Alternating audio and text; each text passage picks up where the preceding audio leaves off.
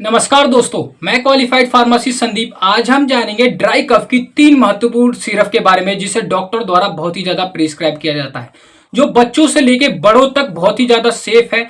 बहुत सारे ड्रग्स इसमें ऐसे हैं जो बच्चों से लेके बड़ों तक में सेफ है, कोई साइड इफेक्ट नहीं है। इसका यूज, डोज, साइड इफेक्ट, ये सारी चीजें जानेंगे। ड्राई कफ क्या होता है, ड्राई कफ के क्या क्या कारण हो सकते हैं, क्या सिम्टम्स हो सकते हैं, ये सारी चीजें जानेंगे। वीडियो को अंत तक देखिएगा बिना स्किप करे हुए।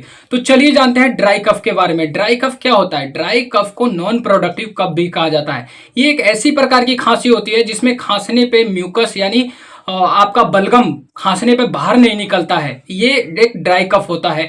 और इसके क्या क्या सिम्टम्स होते हैं? ड्राई कफ काफी इरिटेंट हो सकता है, थ्रोट में इरिटेशन या ऐसा खराश जैसा पैदा कर सकता है। क्या क्या सिम्टम्स होते हैं चलिए जानते हैं। ड्राई कफ वायरल इन्फेक्शन की वजह से हो सकता है, कॉमन कोल्ड है, फ्लू है, उसकी वजह से हो सकता है। एलर्जी है किसी भी पर्सन को डस्ट और पोलन से, तो उस पर्सन को ड्राई कफ हो सकता है। अस्थमा है, अस्थमा एक ऐसा कंडीशन होता है जिसमें पर्सन को ड्राई कफ कॉमन ही होता है, उसे होता ही होता है।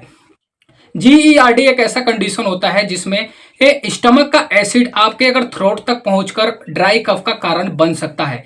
अगर किसी भी पेशेंट को अगर मेडिकेशन चल रही है एस इनहिबिटर की, तो उस पर्सन को ड्राई कफ होने का चांसेस बहुत ही ज्यादा रहते हैं। ये सारी चीजें देखी गई। एनवायरमेंटल इरिटेंट की वजह से, डस्ट, पोलन, सिगरेट की वजह से, बीड़ी, तंबाकू अगर जो भी पर्सन कंज्यूम करता है या स्मोक करता है, उसमें बहुत ही ज्यादा ये सारी चीजें ड्राई कफ का देखा गया है। चलिए जानते हैं इसके 3 महत्वपूर्ण सिरप के बारे में ड्राई कफ के। तो जो पहला सिरप है वो है जिडेक्स, जिसमें डेक्स्ट्रोमिथोर्फेन होता है और क्लोरफेनिरामाइन मिलेट होता है।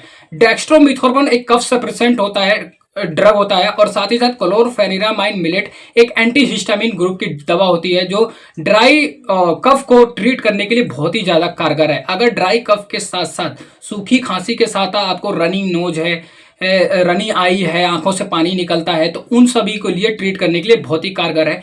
5 साल के नीचे बच्चों को आप जिडेक्स नहीं दीजिएगा। उसमें आप बहुत सारे कंडीशन होते हैं कि ऐसा कंडीशन देखा गया है कि 5 साल का बच्चा ड्राई कफ की सिरप अगर डेक्स्ट्रोमिथोर्फेन कंज्यूम करता है तो वो खासकर बलगम निकाल नहीं सकता है। तो उसमें बहुत सारे मेजर कंडीशन हो जाते हैं, तो इसलिए अवॉइड करना चाहिए।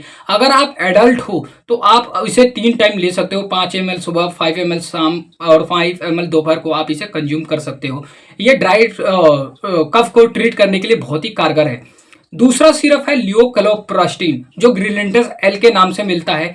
ये डुअल मोड एक्शन होता है। ये ब्रेन पे और फेफड़े पे दोनों पे वर्क करता है और बच्चों से 2 साल के ऊपर के बच्चों में भी सेफ है और एडल्ट में भी सेफ है। अगर आप 2 साल के बच्चों में अगर ये ड्रग आप दे रहे हो तो 2.5 ml आप 3 टाइम्स दे सकते हो, मॉर्निंग, आफ्टरनून एंड इवनिंग। आप 3 टाइम दे सकते हो। अगर आप एडल्ट हो तो 5 ml 3 टाइम आप इसे कंज्यूम कर सकते हो। तीसरा जो ड्राई कफ सिरप है उसका नाम है ऊपिंग ड्राई कफ सिरप। ये बहुत ही ज्यादा कारगर है और एक आयुर्वेदिक है। बच्चों से लेके बूढ़े तक में बहुत ही ज्यादा सेफ है, कोई भी इसका साइड इफेक्ट नहीं है।